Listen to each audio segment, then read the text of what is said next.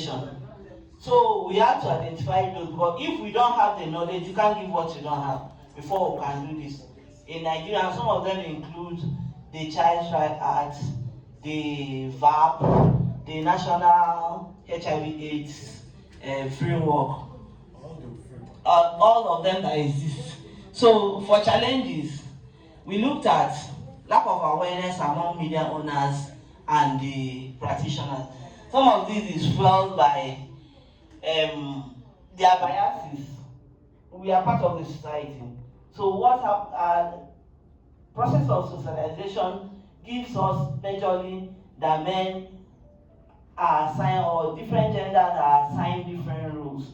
So you find out that even as a media practitioner, those cultural biases that you've imbibed sometimes affects your job, So I've already talked about cultural religious biases, which fuels stigmatization and judging. Then access to information. You know that some of the frameworks and the legal instruments are detailed and have legal jargons, which for us as media, it takes too much time to understand. So sometimes we keep it aside and go, because media is about news on the go. Nobody really has the time to come, and media is business, it's for profit making. So most times we tend to focus on what generates money, which is politics. Then we'll have disconnect between media, government, and stakeholders, because there's supposed to be a close-knit relationship between the media and the government, and also CSOs involved in this area. So we talk about opportunities for engagement.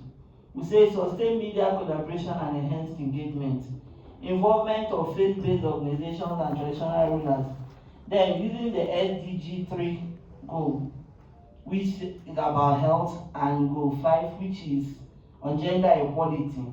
Then involvement of sexual education in schools, so that media can also advocate and speak about it. Then we'll talk about family courts and community-based child protection, because you know that some of them, like in the Child Rights Act, assuming you take the person to court, you know the process it takes. But in other clients, when they have like the family courts, the cases are usually dispensed with easily, and the child is taken care of. And they also have system for child protection, like welfare scheme, which is lacking in Nigeria. Okay, so the last one is here. The last one is about strategies.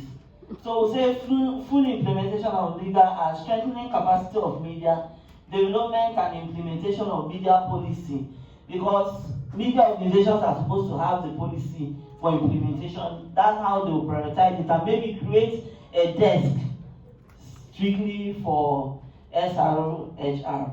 Then we'll say simplifying communication materials, challenging harmful practices, provision of affordable health services, establishment of media fellowships, where journalists can go and learn more and even have opportunity to compete among themselves who produces the best material. Then we'll talk about engaging media professional bodies like MPAN, the Nigeria Association of Media Owners, Proprietors, Nigeria Guild of Editors, NUJ Award, New Media Owners Association. Thank you.